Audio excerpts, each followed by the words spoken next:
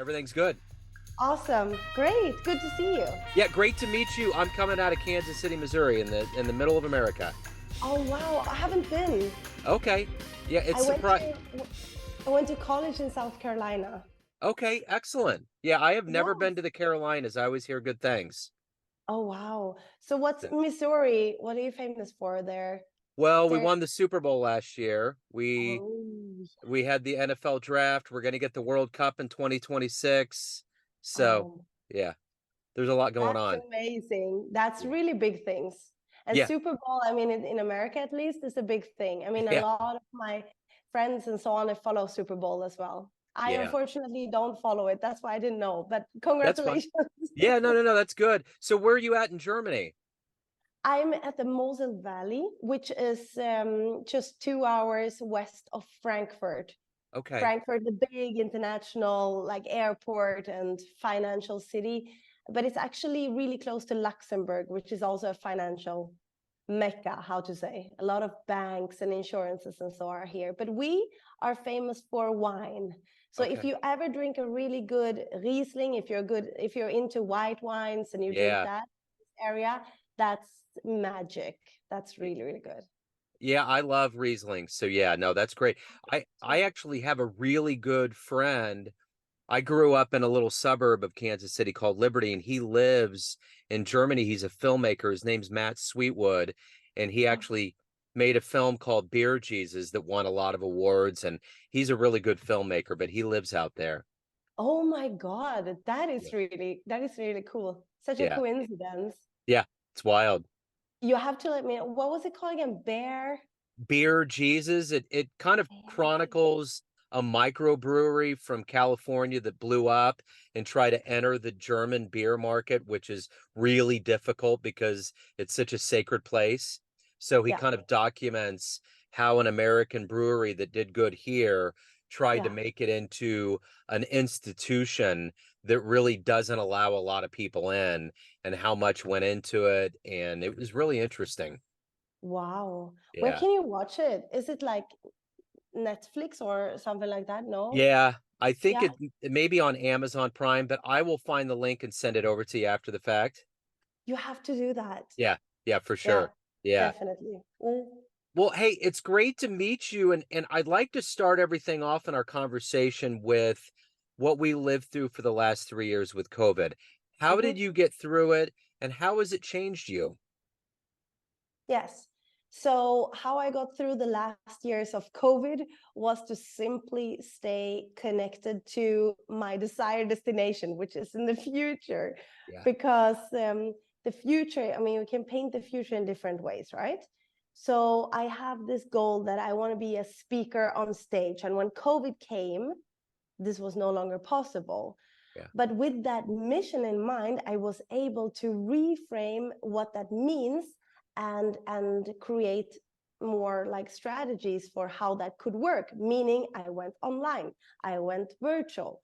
So there was a way of being a speaker, still delivering your message, but with a focus on what you want, which is the future, staying creative in the now. That's basically how I try to get through those 3 years. That was business wise. yeah, And basically the same strategy went for private. yeah. So let's get to the essence of what you do for a living. If Yeah, you were in front of a bunch of grade school kids and it's yeah, career day, and one of the yeah. kids looks up and says, "Hey, what do you do for a living?" How do you answer that child? I'm a global keynote speaker speaking about how to take something that feels impossible and make it possible through your mind. Okay. So what did you want to be in the third grade? What was your dream to grow up and become? So I wanted to be a travel guide. Okay. That's great. Which is maybe not so far away from being a traveling speaker, Sure. speaking about something else, but this was my big dream. And I call a big dream the North Star. And this changed for me several times. And I think for a lot of kids today, they think, at least the ones I've been talking to, they think they have to have the right dream straight away. And it needs to be that dream no matter what. And maybe it is like that, and that's okay. But your North Star can also change depending on what kind of experience you come across in life and how life shows you different paths. So for me, that was okay, I want to become a travel guide. And then that changed when I became around 10. I took the decision that I wanted to become a golf professional. And Yeah. that was then my new North Star. It still involved some kind of traveling, which was obviously something I was very attracted to, but it was doing that sport for a living. And through all of those changes I've been going through, it showed me a new path, and that was to become a speaker. So So all of those three have something in common, and that is being on different places and traveling. Sorry for interrupting you. no, no, no, you're fine. No, and I wanted to kind of get to the essence of how Yeah. you got to this point. Talk to me a little bit about where you were born and raised and what some of these things that happened that made you become an athlete and made you want to be a keynote speaker. Yeah. So I was tricked to the golf course by my dad with ice cream. So I really took the bait of getting to the golf course. And I started to realize when I was there that I could influence my progress, which I thought was very, very interesting. And that is something that we all carry, right? That responsibility, that power. I would rather use it as power, and that power of influence over your daily life and the future. It's like you carry that for your own progress. So I thought about, okay, I want to become a golf professional. And there is no coach that can tell me, even I love team sport. I've been playing team sport so much in my life. There was no coach that could tell me, Caroline, you're not allowed to play. You're going to sit on the bench, you know? So I had the golf club speaking for me at the course. I played and I loved the game. So I became golf professional. And just when I received my professional license, I was ready to go on tour. I survived a big earthquake in New Zealand. In fact, it was the most dramatic and big earthquake in 80 years in New Zealand history. It took nearly 200 people's life, and it was 6.3 on the Richter scale. Wow. So it was a massive earthquake. The choice of lunch restaurant actually saved my life.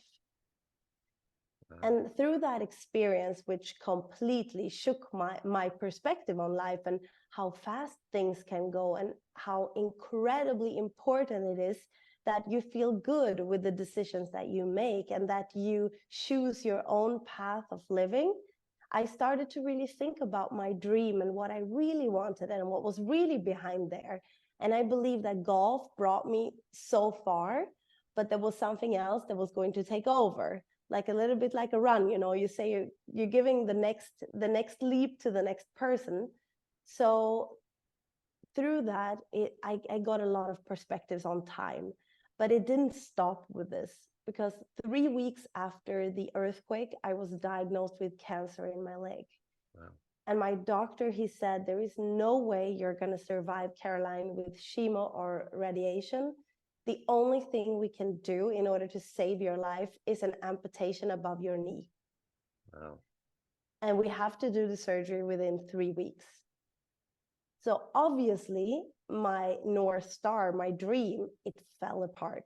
Everything I looked forward for the future, going on tour, exploring all of those things I've been dreaming about for years and years and paid so much attention to and, you know, prioritized in my life, it was all gone. It was Yeah. all gone in an instant. And from that moment, I had to reshape, okay, who I am in life, what I want to do in life, how I value life, what truly I'm passionate about. And then I went through that surgery and I made a comeback to professional golf 10 weeks after my amputation on one leg. And that is sort of my comeback story of how I then felt that, okay, what I'm supposed to do or what I want to do is talk about this journey, because what I want to do is really helping others to see that there can be so many good gifts in challenges and changes. Yeah. And I want to contribute to human growth through mindset, because it all started here for me with a Yeah. mindset of thinking differently. Yeah. That's Yeah. amazing. So who's been a hero for you? Who's inspired you? A lot of people along the road. I usually say my dad when this question comes up. I would say that my mom and dad, they've been heroes throughout my entire life.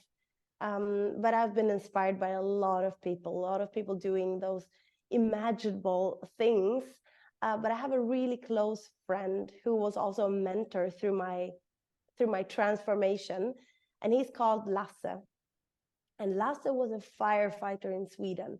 He went on his first mission out in a fire truck. They got an alarm and they came to the destination, and it was full with, I think you say that in English, propan gas. Yeah. And as the fire truck just entered that gas cloud, it exploded. And what happened was Lasse was able to run out of the fire, but he ended up with 3-degree burns. And I think he woke up about 2.5, 3 months after this accident. So he had to completely reshape his life and go through such a traumatic and transformational journey. Sure. And those perspectives really brought food for thought for me going through my journey, because it was a way of looking at yourself differently. I may have one leg, or I maybe am burned to 3 degree, having burned, but I am not my burnt. I am not just one leg. It's a matter of how you look at yourself. So that's a great inspiration for me, to me. Yeah. So talk to me a little bit about if you could meet anybody alive on the planet that you find inspirational and you could Yeah. spend some time with them, who would it be? I mean, I would always love to have a chat with Mandela. Yeah. Yeah, That would that would have be been cool. yeah, that would be Yeah. cool. So Yeah. talk to me a little bit about coming to the South Carolina, your time in America. Mm-hmm. So I was obviously aspiring to become a golf pro. So I went to college because I guess that was the best conditions to get myself out there on that stage. But after 1 year, I felt that there was not there was something that was not right, and that was what brought me back to Sweden. So I played then tournaments in Sweden, and I got my professional license, and then I had the checkup on my knee. So it was that point of feeling that something is not right, and that's when I started to have a checkup on my knee, and after that I experienced that it was cancer. So what do you like the best about golf? About golf, Yeah. I guess that is the power you hold of your own progress. You can play as much as you want and get as good as you want. That is what I love about it, and I love the complexity of it. That it's not just only about the technical parts; it's mostly about the mental parts. Going on a golf round, you have to have patience. You have to know how to self-regulate your state of mind, knowing if you hit the ball in the bushes, in the water, or in the sand, in the bunker, you obviously feel a lot of frustration because that was not where it's supposed to end up. But you have to be good at letting go of those emotions that are not going to help you, which is a necessary life skill, actually. Because the sooner you can let go of that emotion, you can start to feed the emotions of, I'm ready for this, I have high focus, this is where I want to go, this is what I want to do. And I guess that's the matter of being resilient in business and life, talking and thinking about what you want instead of what you don't want, or if you are missing out on. So it So seems golf. like yeah, so it seems like the mental um the mentality that you had in that sport has helped you through these things that you've endured between, the amputation and living through the earthquake. Do you think that Yeah, was a big part of it? it was such a big part of it, because golf is, to my perspective, a school of mental health. So it is such a great game. You don't have to be professional in order to learn these skills on the golf course. I don't believe you have to become professional. You don't have to play that good either, but just being on the golf course, just experiencing what it's like to play over 4 or 5 hours of round of golf, where you're put to the test. You really are. And there you can just practice for yourself, and that's like an inner practice also, that will reflect on your game And in life too, if you have a good mental game, it will reflect on your decisions. It will reflect on your strategies, how efficient you are. So what's been one of the best responses you've gotten from somebody that's watched you speak? Oh, there's been so many. I'm so happy to say that there's been so many. From this weekend, I spoke at a big conference, and there was one woman. She said that the positive outshine of my speech and the appearance was touched her deeply, and she had been going through some major obstacles herself. And that I think is, or believe, is the strength of my speech, that it's very relatable. Not not everybody have to go through an amputation or earthquake, but everybody knows what it's like to face tough challenges or to face changes. Yeah. Everybody knows what that's like. And if they can relate to that and see the strength and power and gain a different perspective, that's what she told me. She gained a different perspective, which she will, as a team leader, embody now for her team. So that I think is incredibly powerful. Yeah. So of all of these things that you've overcome and achieved in your life, what are you the proudest of? Then directly when you say that, the word paying forward comes up. And in 2017, I had a little bit of a different dream, that I wanted to pay it forward to somebody else. So I started this big fundraising to be able to support a school in South Africa within the Star for Life program. They have a program which is all around dreams. Kids, they are allowed to have a dream. And once you have a dream, you have something powerful to bring to the world, and that you can stay committed to. So I started this fundraising to be able to support these kids with that program in their school. So since 2017, I support 600 kids every single year with that education. That I'm most Wow. proud of. That's Yeah. wonderful. So let Yeah. me ask you this. If you were to have a dream tonight and you ran into the 20-year-old version of yourself and you could give that version of you a piece of advice based on the wisdom you've gained in your life, what advice would you give your younger self?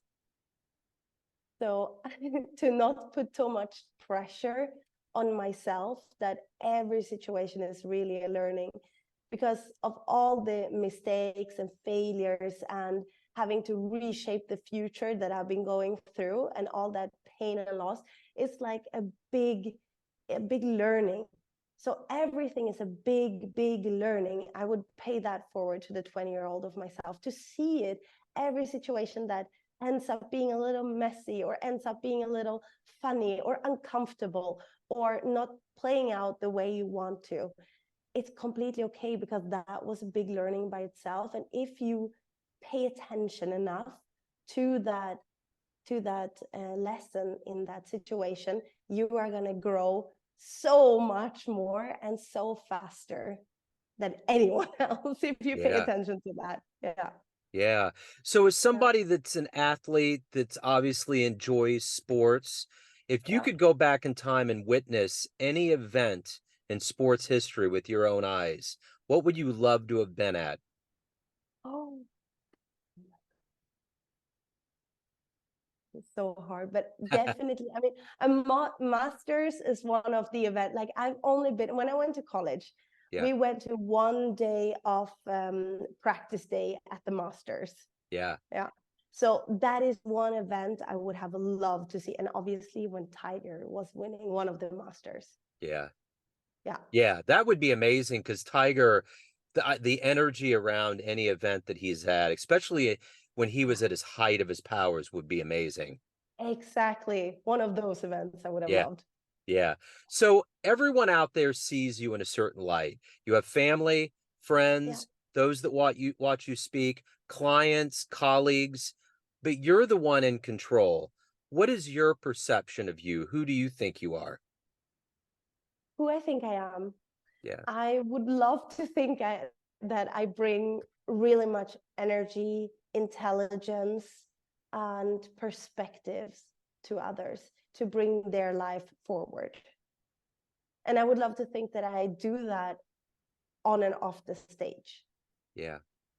Yeah. You know, the one thing about you overcoming these very serious things that a lot of people probably haven't experienced in their lives, their whole lives, and you've Yeah. experienced pretty major ones already. What do you Yeah. think the meaning of life is? What is your take on things? Why do you think we're here? Oh, that's a big one. Can get really Yes. philosophical right now. The meaning of life, I guess that is to learn. At least that has been my life path, have been to learn, like learn from everything happening to you. And I guess that's the way you grow. But I am not there yet where I want to be in life. I still have a lots of things to learn. I still have fears to like counter. I still have, obstacles to overcome, like all of those things. But I think that's every situation you're put in front of has a big teaching by itself. Yeah, And that's what you're supposed to learn, whatever that is, letting go of something or exploring something that you didn't think you would explore within yourself, or take a chance or make a step and so on. And I think life becomes more beautiful when we see it from that perspective, and I agree. also the ugly changes and the difficult parts. That we learn from. Yeah, for sure. Yeah. So, Yeah. Caroline, if anyone wants to catch you live, learn more about you, anything about your world, where's the best place to go? The best place is either to go to my Instagram, which is Caro Spirit, or my website, carolinemohr.eu. That's Excellent. Caroline, yeah. this has been great. Great to meet This you. has been Thank you for your so story. great. Yeah. Thank you so much for having me as your guest. Yes, absolutely. Thank you for being on and send my love to Germany. Yes, so my love to your place too. Absolutely. And I will send over that link for the movie and Yes. yeah, and we'll go from there. Have a wonderful day. Thank you so much. Thank you. You too. Take care. Bye.